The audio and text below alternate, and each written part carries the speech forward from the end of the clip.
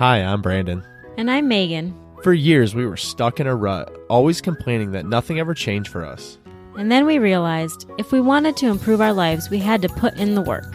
Each week on this podcast, we'll get into an aspect of personal growth, relationships, or just life. Through our own experiences and guest interviews, we hope to inspire you to make your own positive changes.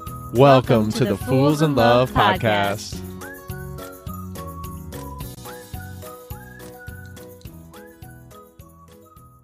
It's another Wednesday, which means it's another Fools in Love. And we are here today talking about running ragged and fighting back against burnout. Yes, we are. But before we do that, we want to give a quick review shout out. We got a review from I'm a Listener. Yes, I'm a Listener. They said a must listen to show. So glad I found Megan and Brandon. They are fantastic hosts. I highly recommend the listen.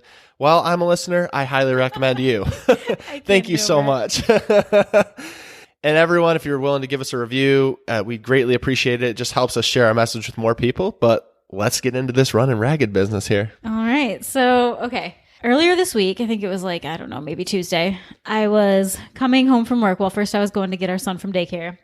And on the way to pick him up, I was just I had some sort of weird conversation with myself. And I was like, what am I doing? I was like, we're weeks into January. And I'm realizing sitting there driving, we're weeks in and my life is a hot mess express. I am barely even living a life at this point in January. I'm busy. I'm overwhelmed. I'm freaked out. I work so hard every day. I mean, I know we all work hard, but I'm working so hard every day that I'm not taking a break to get up and go to the bathroom. I'm not drinking water. I'm not doing all of these crazy, ridiculous things. And I'm like, why? Why am I trying to kill myself in these first few weeks of January? And I was like, I don't have to. So I came home. I was like, Brandon, I realize now the ridiculousness of my ways these past few weeks. And he's like, yeah, thanks for realizing. I could have told you that on January 1st. You didn't have to wait till now. But it was one of those things where I think he knew my misery, but he just kind of also knows me and knows that I wasn't going to let him talk me out of anything. I had to come to the realization on my own. But as I was reflecting on it on my drive home, I was like, dude, I have not paid 1 ounce of, I'm miserable. I haven't paid 1 ounce of attention to anyone or anything. I'm just kind of floating through this life right now. We're doing the things and I'm kind of present in the moment, but I'm not even really there. Right. And I think it's really easy to fall into that whole idea of overwhelm, and it very quickly becomes burnout. And the thing is, when you think about it, a lot of times we're all really busy. We talk about a lot how easy it is to be busy. But certainly at the beginning of the year, we started out the beginning of the year like gangbusters. We have all these goals and all these things and everything we want to accomplish along the way. But it's a reminder to you, it's a reminder to all of us that that doesn't need to happen tomorrow. That doesn't need to happen today. You got to pace yourself. Because I always think about goals are great, but you want something to be sustainable. You don't want something to be where you can't keep up with it. And like Megan was saying, we weren't even 20 days into the month and she's feeling burned out. She's feeling exhausted. She's feeling tired. But the struggle is you want to accomplish your goals. You want to do things differently. You want to be different. And I just remember for me, starting out on this whole personal growth journey that we've done, starting out with this podcast, starting out with our business, The Fools in Love, all of it. Before, I would just sit on the couch. I was perfectly happy doing that. And it was easy, y'all. It was easy. I mean, I wasn't happy, don't get me wrong, but it was very easy. And once you decide you want to change and be different and do better and try different things, you're busy a lot. But I think what you're talking about is that self-care aspect and taking care of yourself. And one of the things you did that I couldn't do is you checked in with yourself and you were honest with yourself. Because that's the thing. Like you said, I knew how you'd react. You're stubborn, man. I'm going to tell you right now, you are stubborn. And a lot of you out there are stubborn. I'm stubborn. It's kind of human nature. And ego kind of goes into that too, where we just don't want to admit that anything's wrong. We know we got this. And we put up a front to the outside world. But you were honest with yourself because I could have told you over and over and over again. And in fact, I did try a few times, but again, I do know you. Didn't stop me from trying. But you have to realize those things yourself, and thankfully you were able to kind of take an honest look at what was going on.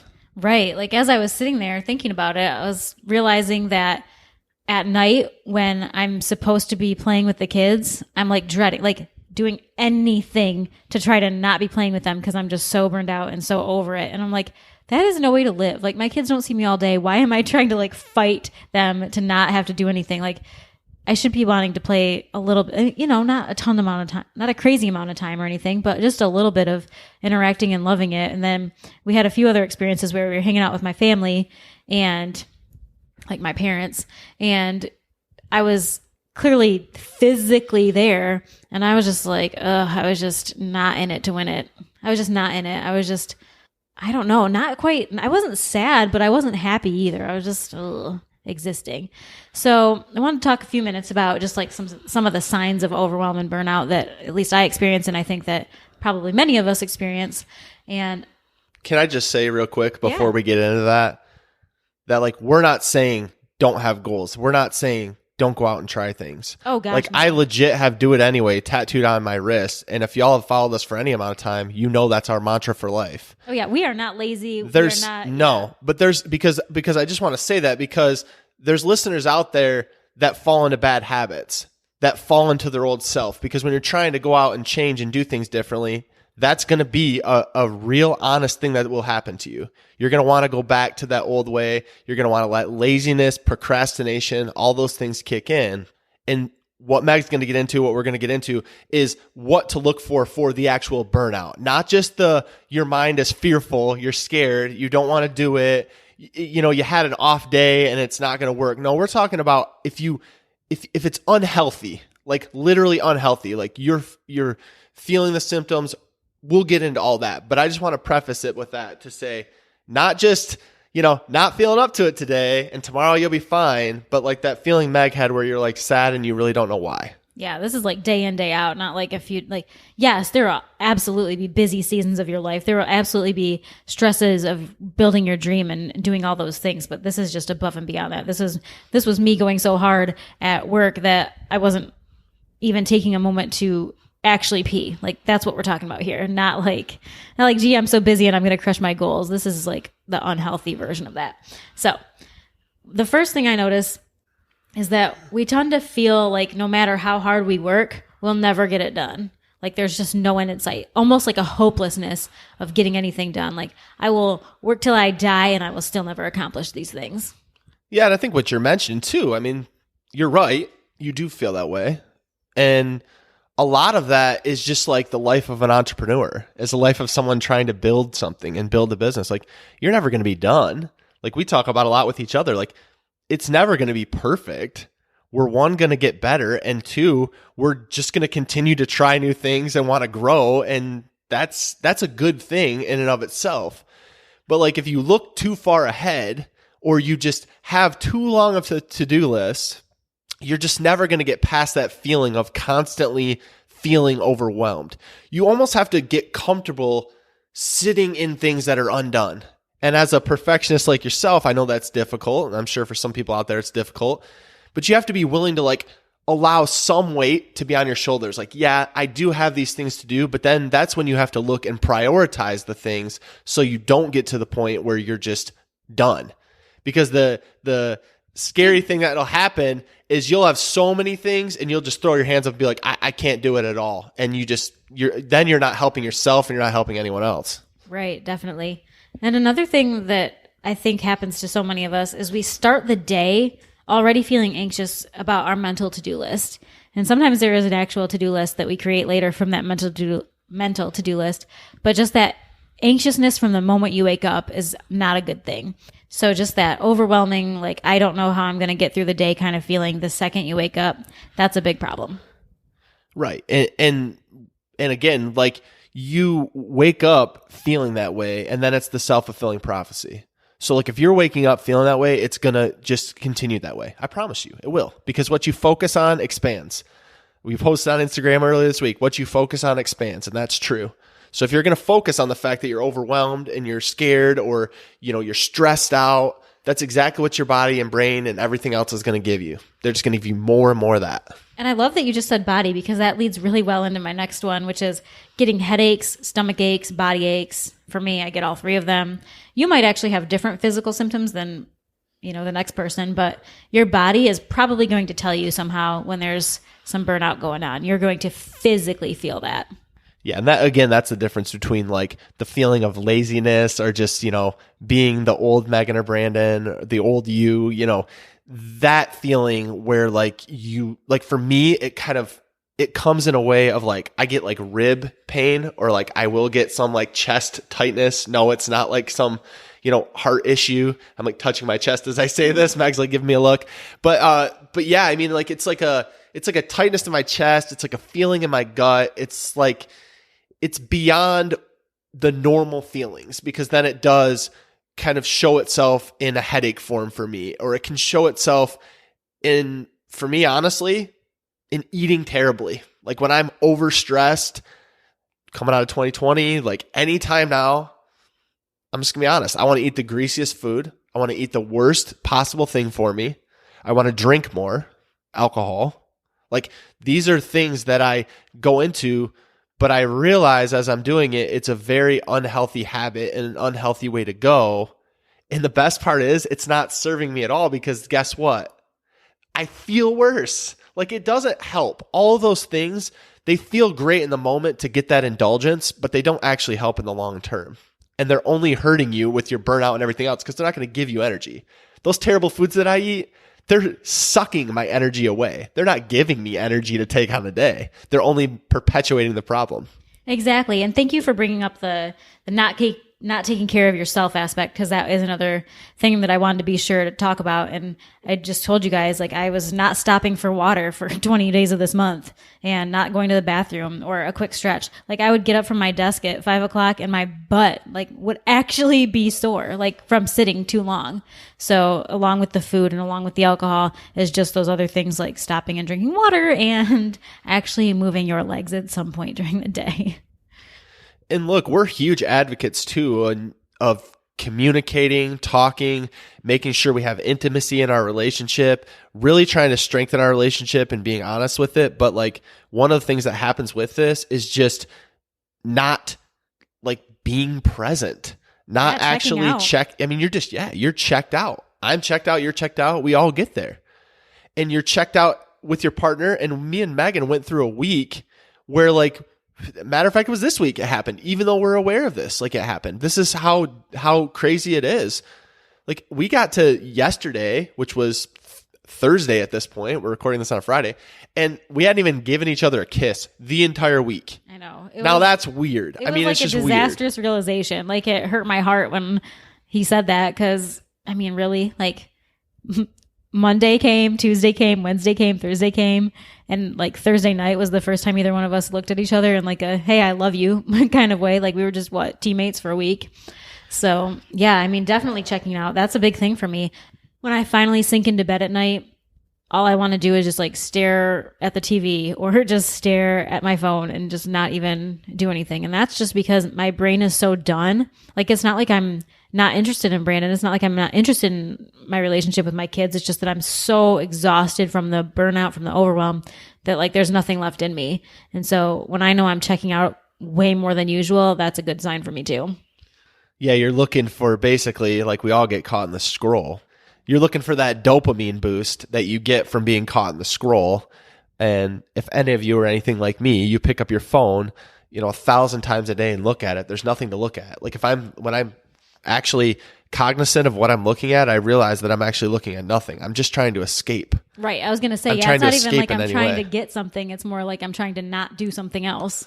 Right. All I'm trying to do is, most of the time, just to be real, I'm trying to escape my responsibilities. I'm trying to escape life that I'm currently in. Not that it's terrible, but the moment, if the kids are being crazy, or if I need a break because I've been at work all day and they're driving me crazy, and it's not even them doing anything. They're being kids. I just get caught in the scroll. I pick it up. And again, it's not helping me at all. And the more I've kind of realized that, the less that I actually reach for it. And we're actually doing the challenge this month where we're doing no social Sundays, which are like honestly the best days of my week because I don't ever pick up my phone. Yeah, they're life-giving. Okay, and then the last one is yelling more or having a shorter temper or getting more easily annoyed. It's for me, it almost feels like a never-ending PMS situation. Like I'm just like moody as all get out and I can't escape it. Like no matter what I try, I'm just going to be the yelling, angry, a little bit crazy person. And I mean, I'm always a little bit crazy, but crazier than usual. Yeah, and we're all a little different, right? Because I know for me, that's entirely true. Like some of us might get body aches, pains, whatever, but some of us are just have a short fuse when it comes to that. You're right. I'm guilty of that tenfold. Like if I'm stressed out, like something crazy happened at work, I have to be very, very conscious of the fact that I don't want to bring that into my home life, that I don't want to bring that into a discussion with you because I just had a phone call with someone that didn't go well. But we still can easily all fall into that. And if you find that happening more and more, especially this early on in the year, it may be time to step back and look at some priorities and figure out what's most important to do. And many times it's important to just have a list of things that you need to accomplish and don't make it too long and pick one or two things that you need to accomplish and then know like when you need to cut off. Yeah, I love that. Okay, so when I was thinking through all these things, I was like, you know what? To fix this issue, really, I have to fix my mindset. Like really, at the core of it, I have some beliefs that are old beliefs that are sinking back in because I am stressed out and I need to figure this all out because what's happening is I'm just going back. I'm going backwards. So the first thing I realized about myself was that I was believing that if I'm not able to do it all, it means I'm a failure. And really, really, really having a heart to heart with myself about the fact that just because I can't complete something in record time of like anyone ever doing anything does not mean that I'm failing. It really just means that people need a little bit of time to do tasks. And that's not crazy. I mean, that's a fact of life. But to me in my brain, when I'm going back to that faulty thinking, I'm like, yeah, if I didn't do 8 hours of work in 3 hours, then I suck at life. Yeah, and would you be willing to explain that? Like, so you're saying you'd fail. So like in what way? Like how would that basically like what feelings would that make you feel then? Like when you're talking about failing, because it can show up in different ways. Yeah, I would just mostly feel like I didn't do it and that would kind of just bring me down. Like, I'm not going to sit there and cry about it, although sometimes I certainly get frustrated enough to cry, but just feeling like, like I just didn't do it. Like I just didn't make it. And I think that would just brings a little bit of sadness and probably perpetuates the anxiety that I'm feeling because I wasn't able to do it. And now I believe that I am a failure. So of course I'm going to be a little bit more freaked out about that. Yeah, I know like a lot of it too is just that feeling of like feeling weak. Like you feel like you just said, like you're not capable of doing it, even though you are fully capable of doing it. It's just a matter of time that you have. And time's a funny thing because it's what you're allotting yourself. You're like, well, I need to get this done by this week or this day. And if it's not, then all hell will break loose. And it's like, but will it really? Will it really? I mean, sometimes that's the case. And yeah, you're going to go through stressful seasons. But a lot of us are burning ourselves out by setting like parameters on our own life, or even worse, not setting parameters, just having it constantly floating around in our mind that it needs to be done and not setting a parameter. Mm-hmm. But I think you can feel weak because like, I know, for example, this particular example we're talking about, there were multiple times where I told you need to ask for help. You need to tell someone that you need help. If you need help with anything, you need to speak it to me. And you know that already. Mm-hmm. Yeah. But I also, like I said off the top, you're stubborn. And I think the issue is, and I'll let you speak to this, but I've heard you say a lot that like you could ask for help, but then you'd have to explain it and it would just be much easier for you to do it. But then it's like, but my argument for that would be then, but the next 10 times that you need it done, someone would already know how to help you. And then you would have taken the time and the time's not a loss. Cause like, that's the thing, especially when you're looking at it the way you were, when time is the issue, then time's the issue forever because you're like, well, it would be quicker for me to just do it. Therefore, I can't take the time to tell someone else how. Well, I think that's really a convenient excuse for the rationale behind it. And the rationale behind it is the faulty thinking of that asking for help is weak. You should be able to just do it. Like you shouldn't need to ask anyone for your things. So really, I think it's both. I think it's that I really do believe that it would be harder to tell somebody how to do it than to just do it myself, which I think is common for a lot of people, but also that I'm not even willing to go that route just because that means that I'm admitting defeat. I'm admitting that, I'm not strong enough to carry this by myself. How about the burden factor too? Yeah, that's the other thing that I really had to kind of explore this past week, is that when I delegate, it's hurting others who already have too much on their plates. And of course, yeah, people are busy and people do have things on their plates, but I have to kind of get through that, again, faulty mindset thing of delegating is just hurting everybody, and I could just hurt myself instead and be better off. And that's clearly not true, but that's where my brain goes, and just pushing past that and asking for help. So this week I did spend a lot of time delegating and passing things off where they needed to go, rather than trying to keep it all internal and keep it by myself and have those feelings in there as well. So how did that feel when you were able to delegate and give some of it off? Because I know you didn't want to. You were hesitant at first. But what did your body feel like? What did these symptoms we talked about feel like when you finally took that step? Oh, yeah. It felt like a weight had been lifted for sure. I mean, not only like a physical, like I have been feeling better. Like my stomach has not been a mess in days, which is great. And I mean, I think that like I just felt, when I felt that release of like all the pressure, I think that my mood improved. And maybe you could tell me that's not true. Maybe I have been still a Debbie Downer. I don't know. But I feel like, at least internally, maybe if it's not even coming out externally, that I do feel happier and lighter. And like, like I'm going to have a better weekend and a better night tonight and all these things, because I'm not going to be like so consumed with, well, I didn't get this done. And now, now it's Friday night and I have all these things to do Monday, rather than really just putting it away for a few days and coming back to it Monday morning. Yeah. And then I think like the idea too is, and you tried it this week and it was happening this week, you recognized it was happening and then you changed it. And it's really just making adjustments on the fly. Like this doesn't have to be some pre-planned crazy thing that you do. Like you can ask for help anytime. You can realize you need to slow down anytime. I think a lot of us put the pressure on ourselves to make things happen, even when there's really no pressure for that to happen. Like, yes, it needs to. And I'm not saying to procrastinate or put things off, but like we stress ourselves out with our own timelines. And there's not a real timeline. I know for like a lot of the things we're doing, like we have amazing things we want to do in 2021. But like that doesn't need to happen again right now. The only thing that's stressing me out is the timeline that I'm putting out of my own mind. And until you speak it out, like a lot of times I'm crazy like that and I'll speak it out to Meg. She's like, dude, what are you talking about? Like, we don't have to do any of that right now. This is the thing you need to focus on. But sometimes you just need someone else to have that clarity to tell you that like what you're saying is a little crazy and like give you the perspective that like, yeah, we're going to figure this out and it does not need to be done right now. And yeah, for sure, don't procrastinate forever. But there's a difference between putting something off temporarily that is just ridiculously undue stress, unneeded stress, and just being lazy. So anyway, I feel like just to overcome these kind of thoughts, it's really hard. And that's even after I've seen them not true 1,000 times. I mean, I know they're not true, but it's still hard for me to overcome them. And I have to keep reminding myself of what's really true. And when you make the adjustments, when you ask for the help, that's really the only way you're going to overcome those thoughts that keep you doing all the dumb things that you're currently doing, is just making those adjustments, like Brandon said, all the time. Yeah. And you got to be open too. You got to think about like the path you're heading on.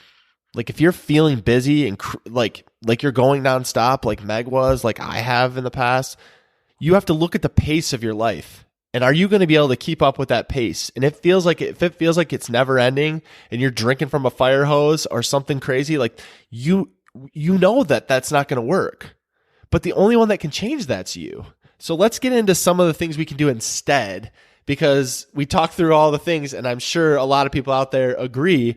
But then what can we do instead to help people get through this? Yeah. And one quick thought that I had that I don't want to forget to say, so I'm just going to say it now, is that I think that you have to kind of coach yourself into remembering that you're losing more time, honestly, in the end, if you're going at a pace that you can't complete, that you can't keep up with, and then you do burn out, and then you have to take all this time to like reset, than you would be just to take it slower in the first place. I think you're actually coming out ahead when you learn to pace yourself a little bit better than you are to ever just go at a rate that's ridiculous and that you need so much recovery time. Right. We've all heard it. I mean, the effort you're giving toward it, if you're stretching yourself that thin, you're just doing a terrible job in all the different areas rather than focusing in and like doing what you need to do. All right. So I think it's really important to be realistic on what's possible and the time you have. Like I kind of was hinting at earlier, I can't get a week's worth of work done in a day. Like no matter how great I am at my job, that's impossible. And you have to be realistic with yourself and show yourself like, hey, that's impossible for anyone. It has no reflection on you specifically. It's no reflection of who you are as a person. It's just that you can't do that. No one can. So kind of reset your thinking to actually a doable amount of work and task for the day. Yeah, the way I keep my subconscious in check, just to go right along with that, is just to prioritize what I need done. Like I focus honestly each day on the one thing. Sometimes it's the 2 or 3 things, but it starts with the one most important thing. We actually challenge everyone in our office to do this. Pick the one thing that if everything else goes out the window that you could say you accomplished and you're going to feel good about it and it's going to take stress away, pick that one thing. And then guess what? When you slay that dragon, how much easier is it to do everything else on the list? Because you are going to have other things. I'm not saying you can't have a full to-do list, but you do have to prioritize what's most important.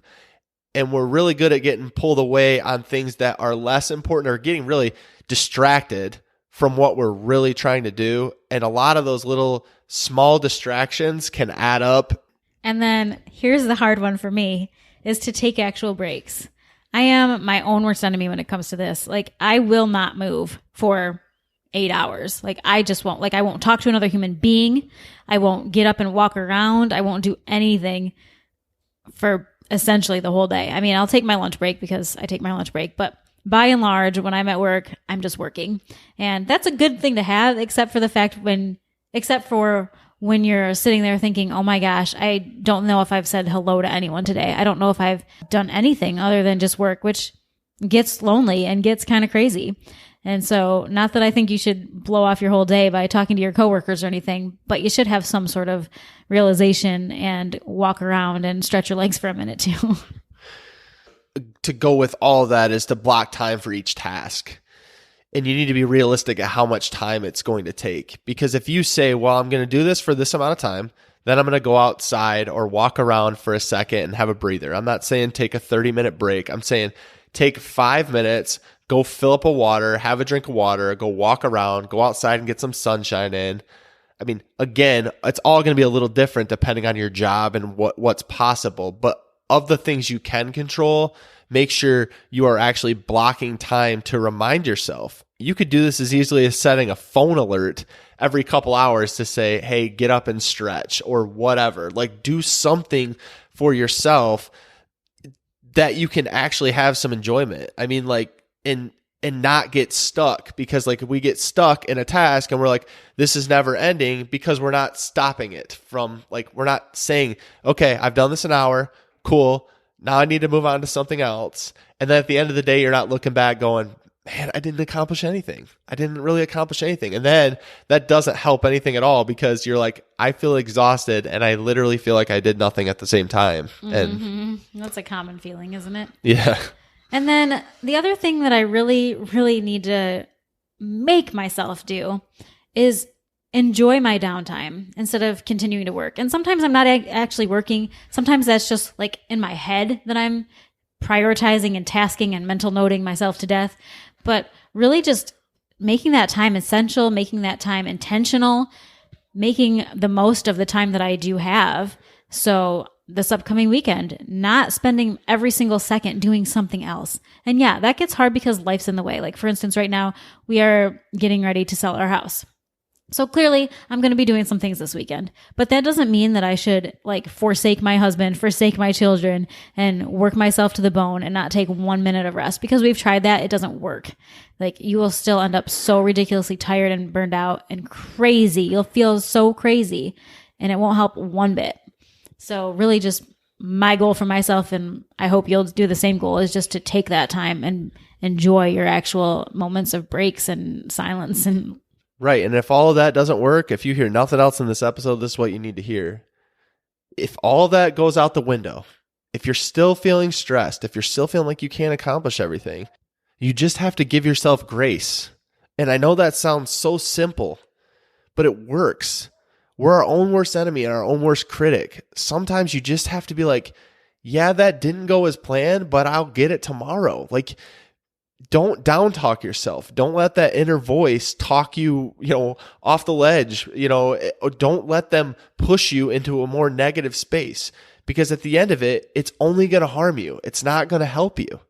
So you got to be willing to give yourself grace, because like Meg said, we're moving right now. There's been a few times where no matter how conscious I am, I've had a short fuse with the kids, or I've had a short fuse with you, or I've just said something the wrong way, or just said something crass or sharp or whatever. But I apologize. You give me grace, and I give myself grace. Like, you're not going to be perfect all the time, and no one's expecting you to. And by the way, no one else walking this planet is. You need to remember that sometimes. Absolutely. I think that more than anything, you just have to be willing to open up your eyes, see what's going on, make adjustments, and then, like Brandon said, give yourself the grace. Realize that you cannot do it all, and no one should have to do it all either. We'll leave you all with that. Give yourself some grace. Make sure you're looking out for those signs of burnout. Thanks for listening. Love y'all. Hey B, what did you think of that episode? I think it was pretty dang good. Well, what should someone do if they enjoyed these last 30 minutes? They should probably head over and leave us a review so we can reach more people. They definitely should. Guys, if you like the Fools in Love podcast, please go follow us over on Instagram at Fools in Love Podcast. We'd love to connect with you and learn more about what you'd like to hear.